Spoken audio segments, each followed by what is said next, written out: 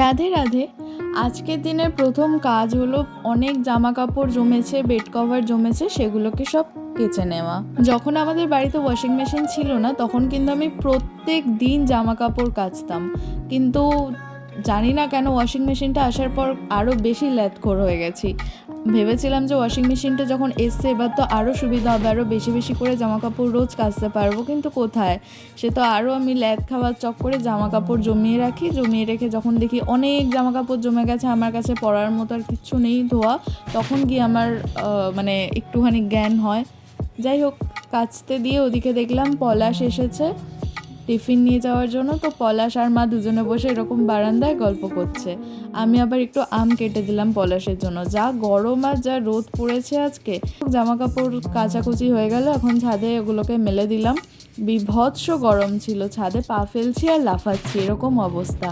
এইদিকে দেখুন, এই বিড়ালগুলোর জন্য তো আমি একটা ব্যবস্থা করেছিলাম, কিন্তু ওর মার আবার সেটা পোষায়নি। ওদেরকে নিয়ে ঢুকিয়েছিল আমাদের খাটের একেবারে তলার কোণার দিকে, সেখানে আমি পৌঁছাতেও পারবো না।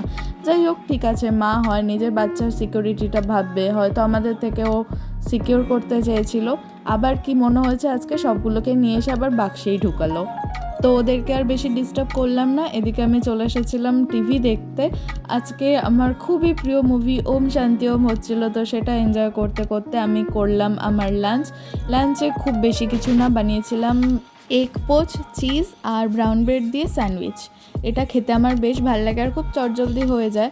তার সাথে ছিল এইটা আজকে ফার্স্ট টাইম ট্রাই করলাম, নট ব্যাড। বিকেলের দিকে চলে এসেছিলাম কাকার চায়ের দোকানে। আমাদের এখানে এই কাকার চা হচ্ছে ফেমাস। উনি দাম একটু বেশি নেন ঠিকই, তবে কোয়ালিটির সাথে কোনো কম্প্রোমাইজ হয় না। তো চা একটু নিয়ে এসে ফার্স্টে মাকে দিয়ে এসেছি বাড়িতে, তারপরে দোকানে নিয়ে আসলাম। এখানে আমরা সব এমপ্লয়িরা মিলে চা ভাগাভাগি করে খেয়েছি। আজকে চাটা আনানোর আরও একটা বিশেষ কারণ হলো, আমার এক বন্ধু আর বান্ধবীর আসার কথা ছিল। ওরা গেছিলো ঘুরতে, বাট আমাকে তো কাজের মধ্যে থাকতে হতো, ওই জন্য আমি আর যেতে পারিনি।